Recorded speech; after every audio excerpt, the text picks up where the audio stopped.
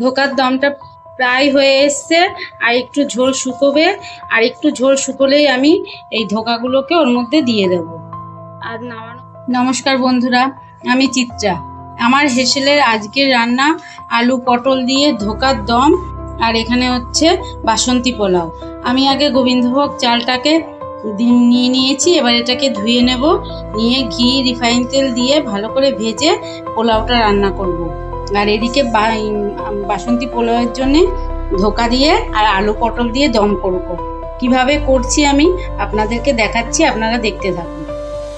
এদিকে পোলাওর জন্য আমি চালটা ঘি আর রিফাইন তেলে ভাজতে দিয়ে দিয়েছি, আর এদিকে আমি জলটাও গরম করতে বসিয়ে দিয়েছি। চালটা ভাজা হয়ে গেছিল আর জলটাও ফুটে উঠেছিল।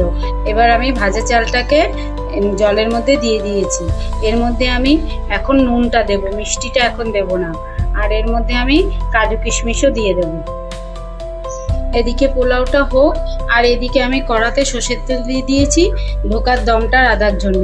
আগে আলু পটলগুলোকে আলাদা আলাদা করে ভালো করে ভেজে নেব। এদিকে পটলটা ভাজা হয়ে গেছে, আর আলুটাও ভাজতে বসিয়ে দিয়েছি, আর পোলাওটাও হয়ে গেছে। আমি ঢাকা দিয়ে রেখে দিয়েছি, গ্যাসও বন্ধ করে দিয়েছি। এবার ধোকার দমের জন্য আমি আদা, জিরে, কাঁচা লঙ্কা, টমেটো বেটে নিই। আলুটাও লাল লাল করে ভাজা হয়ে গেছে। এবার বাটনাটা দিয়ে ভালো করে কষে পটল আর ধোকা দিয়ে দেবো। এর মধ্যে সবকিছু দেওয়া হয়ে গেছে, নুন, মিষ্টি, হলুদ সবই দিয়ে দিয়েছি। এটা ভালো করে কষা হয়ে গেলে ওই ভেজে রাখা পটলটা আর ধোকাটা দিয়ে দেবো, আর জল দিয়ে দেবো।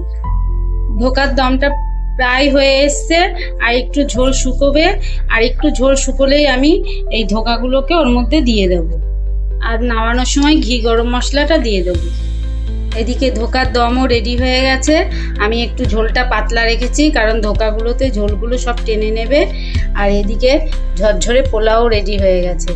এইভাবে আপনারা একদিনকে বাড়িতে তৈরি করে খাবেন, আর কমেন্টে জানাবেন যে ধোকার দম আর এই বাসন্তী পোলাও কেমন হয়েছে। ঠিক আছে, দেখা হচ্ছে অন্য কোনো রান্নার সাথে।